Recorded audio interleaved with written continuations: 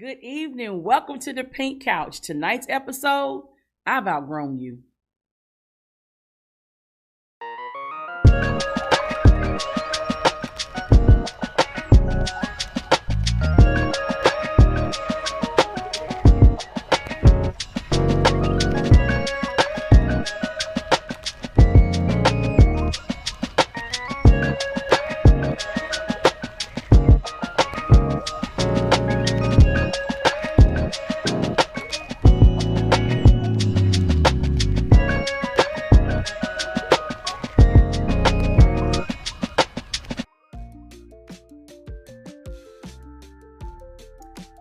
Yeah, I've outgrown you. Like, Coach, you really gonna talk about this tonight? Yeah, this is gonna be the gut punch season.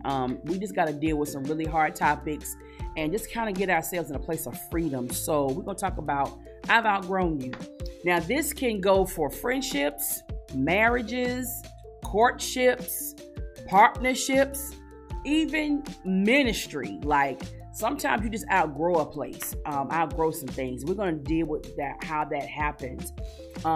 Somebody asked me a question last year about why is the divorce rate so high in the church? I said, because people are getting delivered. People are getting set free. People are tapping into their real selves, their potential, their drive. And so sin is being eradicated. So when sin is being eradicated and people are growing and they're maturing, then the things that they used to be attracted to are no longer attractive. So that's the reason why. That's really the reason why we see a high divorce rate amongst the church realm, because people get together.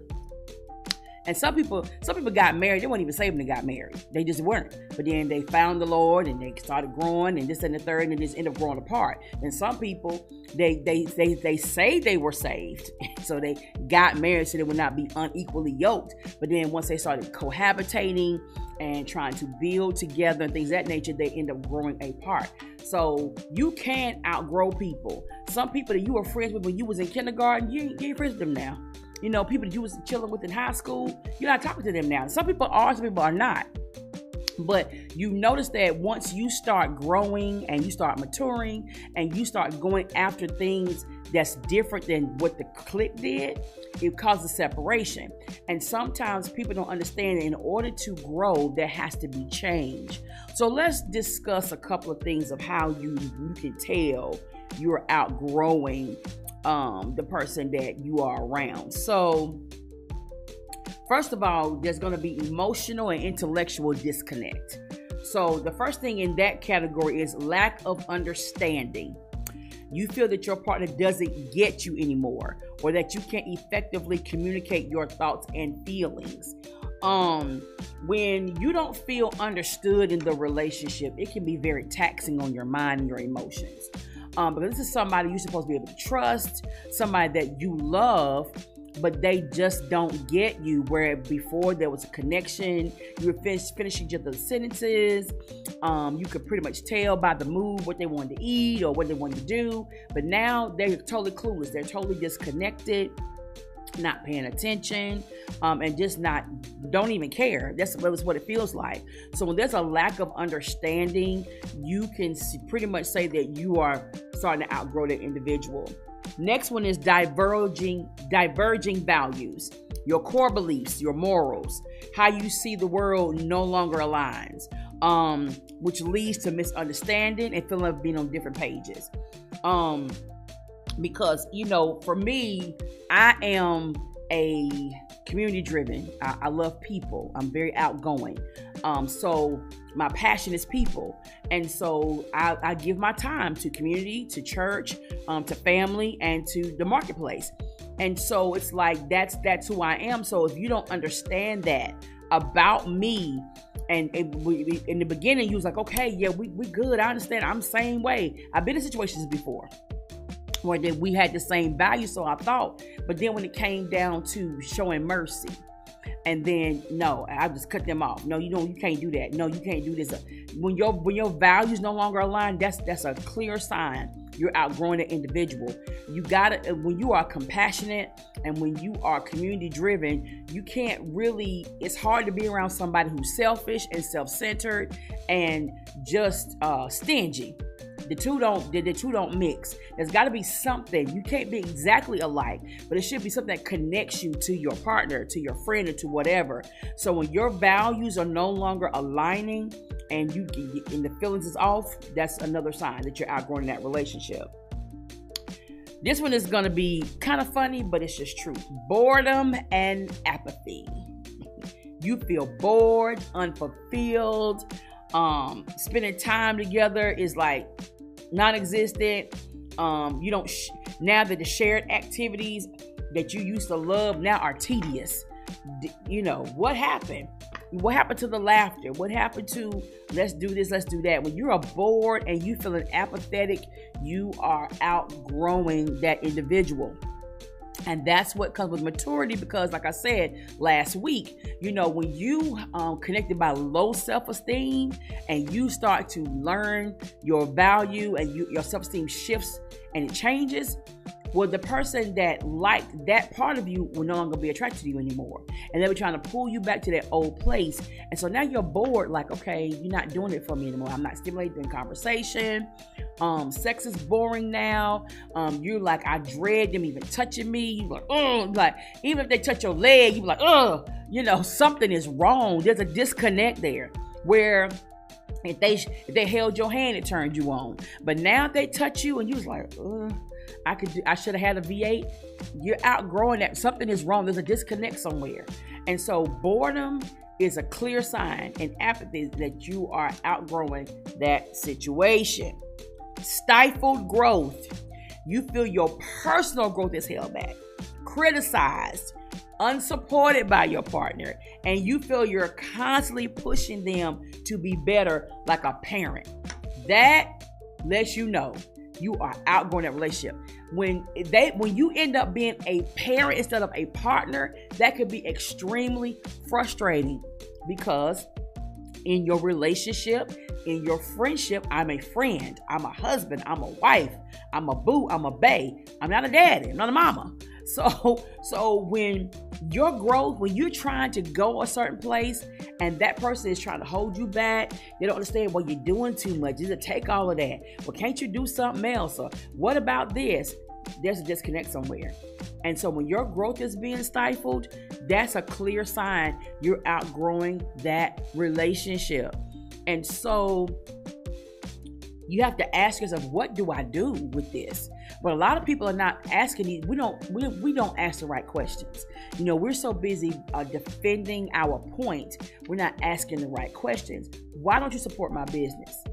I've been in situations, everybody knows I'm in full-time ministry. So I've been in situations and relationships where they felt like I was doing too much for church. It don't take all of that. I've even had someone tell me in a relationship one time that, if you need your hair done, you need your nails done, I'll give you money for that. But I'm going to give you money to do no church stuff. And that thing pierced me when they said it, because I'm like, okay, you're supposed to love me and what I do, but you just told me that you won't support what I love. That's not supporting me. I can do my own hair, I can do my own nails. You know what I'm saying? I can take care of myself. But for you to tell me that if I needed something for my dream, for my passion, for my purpose, you won't support that. You got to pay attention to what your partners are saying to you in conversations. And it wasn't even a heated discussion. It wasn't like we were arguing at that moment. That was a simple conversation when that happened. So you got to really listen to what your partner is saying when it's not heated. Because heated, you can probably, well, they were just mad. But when they're calm, you're not arguing, you just kind of having pillow talk. You really need to listen to what people are saying. So another thing is forced conversations. Then we're going to go to a bullet point of communication and fun. Forced conversations. Conversations feel awkward, superficial. They lack the depth and the ease they once had. You are outgrowing that individual. If you got to force yourself to have a conversation, there's something wrong. When you're connected intellectually, physically, mentally, conversation is easy. It's easy to talk to them. But now you're having to force yourself. Why do we find ourselves forcing conversations? Because like we just talked about, don't understand my passion. You don't support what I'm doing. You're not engaged about it. So there's to talk about. If my passion is ministry and coaching and people, a mentorship, if that's my passion, that's what I'm going to talk about. But if you don't support that, then why do I talk? Why would I talk? And so what people do is they begin to shut down, because I don't want to talk to you about my passion, and then you take and you add poison to it by your disdain for it. So you don't communicate about the things that you hold sacred and hold dear to your heart to people who you know don't support it. That's common sense. So once a person finds out this is how you really feel about what I'm doing, then no, I'm not going to talk to you about that, because I can't entertain anything negative according to my purpose and my passion. So forced conversations are a sign. Lack of shared fun. You no longer have fun in the same way. And you may find yourself wishing you were doing something with somebody else when you're with them. Like, that's I'm telling you. When you can no longer have fun with each other, there's a disconnect there. So it's a disconnect there. And you may find yourself wishing you were doing something else when you were with them. Like, I could be working on a graphic design, or I could be doing this, I could be doing that, when you're supposed to be having relaxation type of fun or whatever. But now you feel like, nah, that's a sign. Constant fights. You find yourself arguing more often, even over small things, which lead to burnout and exhaustion. How many of you are totally emotionally exhausted because all you do is argue, and you'll just agree? I was talking to one of my clients, and they were telling me how their girl is like, every time he gets dressed to go out, he goes out every day. He wears cologne. Why you get cologne on for? This is what I do. When you met me, you saw a whole dresser full of cologne. Before we got together, started cohabitating, you seen my cologne collection. This is nothing new. You know what I'm saying? But it was constantly fighting. It's exhausting. I have to constantly explain, you better not be doing it for some female, this, that, and third. Like, what in the world? That gets old. If you keep accusing your partner, why are you if you're gonna keep accusing them? What is wrong with you? If you don't trust that individual, then separate yourself. But when you're having constant fights over small things, it will lead to burnout and exhaustion. That is a sign you're outgrowing that person. Next category, future and goals. Different life paths. You have distinct goals and visions for the future, and you see yourselves moving in different directions. You're outgrown them, because your life paths are going totally different places. And I try to keep it very practical, but the scripture says, how can two walk together except they be agreed? Do you know that your body is in agreement when you make moves, when you make gestures? Do you know you can't walk without moving your arms? You can't. You know how I found out? I have a walking pad. I don't like outside. I'm sorry. I'm girly. I'm bougie. I don't like outside. But unless it's 5 o'clock in the morning, there's something different. I can walk the track then. But most of the time I don't like being outside. So I got a walking pad. So I'm trying to just keep my arms steady, and just walk. And I was losing my balance. And I realized my arms have to move with my legs in order for me to do what I'm supposed to be doing. And so your body is in agreement. So what happened was, when my arms was not moving with my legs, it was throwing my whole balance off. I was falling off of the walking pad. So this is the same thing in relationships. When you have distinct goals and visions for the future, and now you're not going in the same direction, that's a sign you've outgrown that situation. No shared feelings. You struggle to imagine a shared future together. You can't see your place in their future, or vice versa. That's a sign.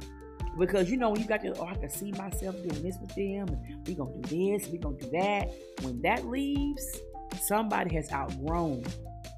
The key to relationships is to grow together. That's the key. But a lot of people don't do that. A lot of people perform to get down the aisle, to get the ring, to get the gifts. But then when they start living life the day after, the week after, the year after, it's not what they said. And so this is why we have to learn how to ask the right questions during courtship. That's another lie. We'll do that another time. But let's go to personal feelings. Feeling drained. You feel exhausted, drained, or unfulfilled when you're around your partner, indicating a lack of emotional nourishment. If they're not feeding you, they're draining you. You will be amazed how you could be at work and you having a good day. Everybody saying, "Hey, how you doing? Good morning. Oh, you look nice. You smell good. Blah blah blah." You get home, you dread going home. People sitting in the driveway 30 minutes to an hour before they even walk inside their house because of their feeling drained. This is what happens when you outgrow your partner. So as we keep talking about personal feelings, resentment, a deep sense of resentment or anger has developed because you feel the relationship is unbalanced or that your efforts aren't being reciprocated. Whew, that's a tough one, because when you're giving all you got and it's not being reciprocated, you start to resent them. Like, okay, I'm doing everything I can to show you that I love you. This is who I am, but you don't appreciate it and you're not giving me the same effort. You're not saying treat me like I treat you, but treat me on the same level. Like, give me the best of you. Give me all of you. Loss of connection. The emotional intimacy, the spark, the passion that you once felt has significantly diminished. These are all signs that you've outgrown your partner. So what do you do if you've outgrown your partner? First of all, you got to have some intelligent conversation. You got to have some real conversation. Like, this is how I feel when this happens. And if they love you and if they're still connected a little bit to you, then they're going to work on those things and try to understand where you're coming from. If they become combative, then that's when you know they really don't care. They want to prove their point. One of the things that people make a mistake in relationships is that being right is not always important. And a lot of people waste valuable time proving points. Some people stop having sex to prove a point. They stop paying bills to prove a point. They stop, celebrating different milestones. People like to proving a point will have you by yourself. And so you got to understand that when you grow together, one of the things we don't do in relationships, we don't check the temperature along the way. We get complacent.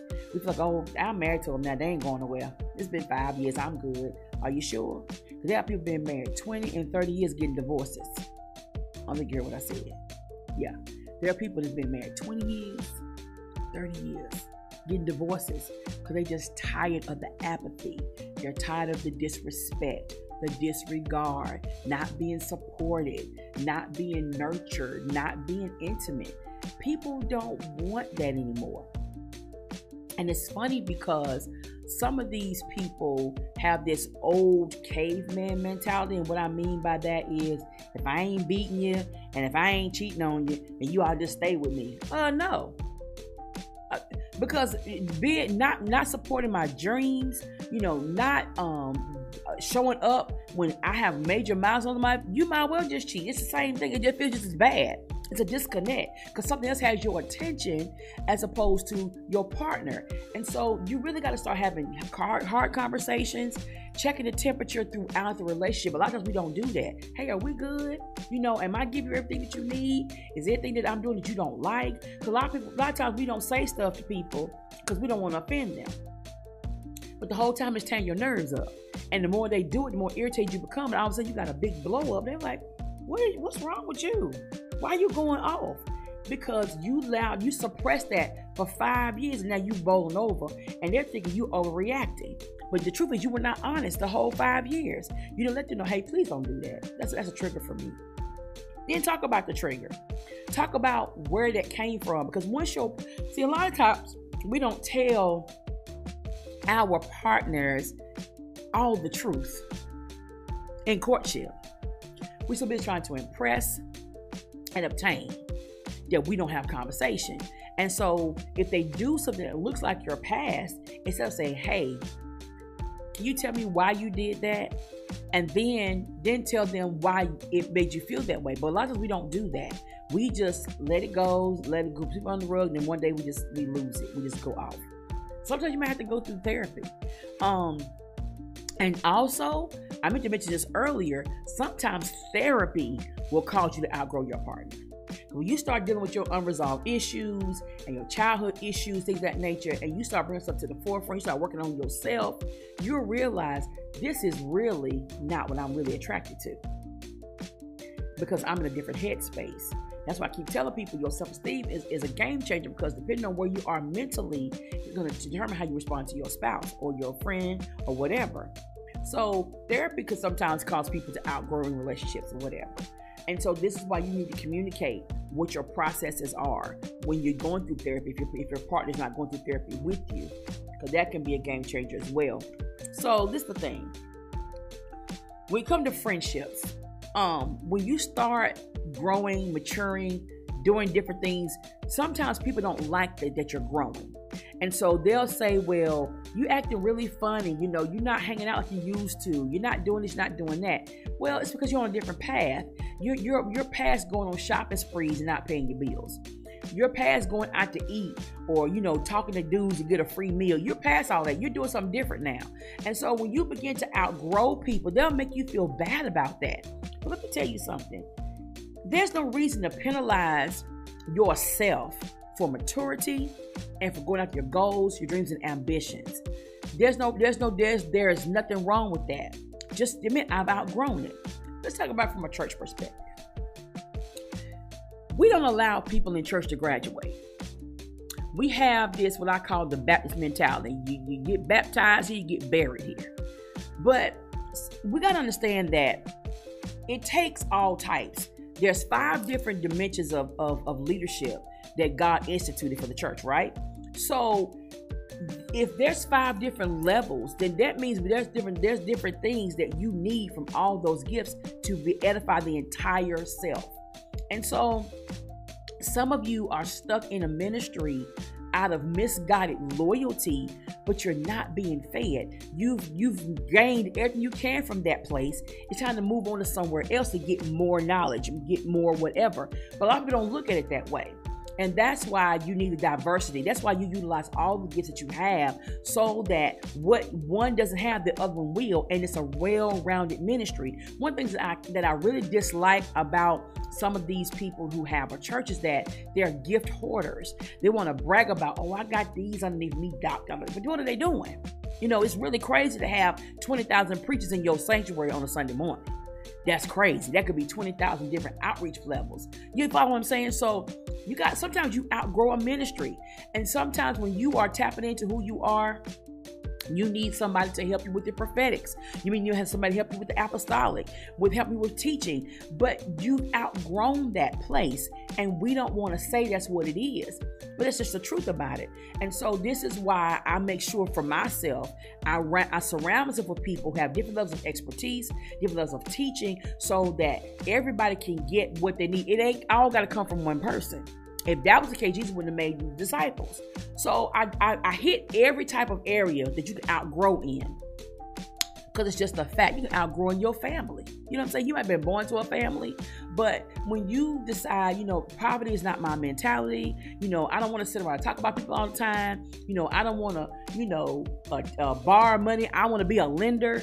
You outgrow those situations. And it's okay to say, I've outgrown you. It's nothing personal. You're not a bad person, but I'm in a different place. And so we have got to take on this confidence that I am growing, I am maturing, and I want something different. And there's nothing wrong with that, because if you don't take that initiative, and if you call yourself to dummy down, you're going to be most miserable, and you're going to have this coulda, shoulda, woulda by this time next year. Don't do that. Don't do that at all. So I know this is a heavy conversation tonight, and I'm pretty sure it's going to spark some conversation during pillow talk or during your next brunch with your friends. But listen to me. Can this be fixed? It can. It's going to take some work, some honesty, and some real conversation. A lot of times we don't express our feelings because we already feel like you're not going to be heard. But if you want to repair the relationship, then have a conversation. Say, listen, this is where I am. How can we get to another place? Now, prepare yourself for them to totally misunderstand what you're saying. Because remember, there's been a disconnect. So don't think because you're having this conversation, they're going to immediately understand. So prepare yourself for them defending and not listening and taking your words and twisting them. You prepare for all of that. But keep driving the point. Can we recover from this? How can we grow from here? Do you still want to be in a relationship with me? Do you still want to be friends? Because at this point, I want to be healthy in every area of my life. I ain't just working on my weight. I'm working on my friendships, my connections, my partnerships. I can't be overweight in those areas either. So it can be fixed, but it's going to take some work, and you got to be willing to put in the work. And a lot of times people are not willing. They just want to just deal with it. That's why they haven't said anything. That's why they haven't made any changes. They're content with it just being, okay. So when you have the conversation, be honest. Be brutally honest. Not to the place where you're condescending, but you're allowing their partner to know where I am. Listen, I had a situation with friends where I said, well, I'm going to make it a point to spend more time with my friends. And so that particular year I did that because I wanted some time outside of ministry. I wanted some time to lay my hair down, blah, blah, blah. But it was to the point where I was doing all the planning, all the calling or whatever. So I just kind of pulled back a little bit. And it hurt my feelings. But I was reminded that I said I wanted to spend more time with my friends. They didn't say they want to spend more time with me. And so because that's what I said I wanted to do, I could not force them to feel that way. But I realized we're going in different directions. And so we're still friends, but we're just not as close, or we don't spend as much time with each other because we go in different paths. And sometimes that happens. But you have to have realistic expectations. And a lot of times when you expect people to be you to you, you get frustrated. And so you can't expect that. You have to learn to love people where they are and embrace them at the capacity that they're at. And so a lot of times we make decisions and we think everybody else is on board, but we never ask them. We just assume that they would be on board. So ask the right questions, have the great conversations, and be willing to grow. Now, if you decide that, hey, this is no longer going to work, then be mature about it and go your separate ways. But learn the lesson in this, because sometimes you can grow apart in friendship, in relationship, in ministry, in business. Sometimes when you're on something else, you're on something else. You might have been on one accord at one time, but as a person matures, it's like the parable of the wheat and the tare, okay? Now, in the immaturity stage, wheat and tare look exactly alike, okay? But once it begins to mature, you will see that tares stand straight up, which they call it darnel, and then wheat bends over. Now they grew together, but they grew apart. And guess what? When the reapers come, they're going to two separate locations. And that's how it is in friendship, in business, and in marriage, where you don't grow together, or when something else has been sown in the field that was not there before. Because sometimes you can be lured away from your partner, from your spouse, from your friend by a conversation. You have to be careful what people say to you in general conversation to make you change how you feel about a person. So make sure that you're basing your decision on your own experience and not what somebody planted through conversation, because conversation kills confusion. So listen, I love you guys to life. Thank you for joining us on tonight. And listen, sometimes you gotta say, I've outgrown you, and it's okay. But if it can be fixed, fix it. If not, fix it by going separate ways, being two healthy people, and going on to your next place in life. My name is Coach Lele. This is the Pink Couch. I'll see you next week.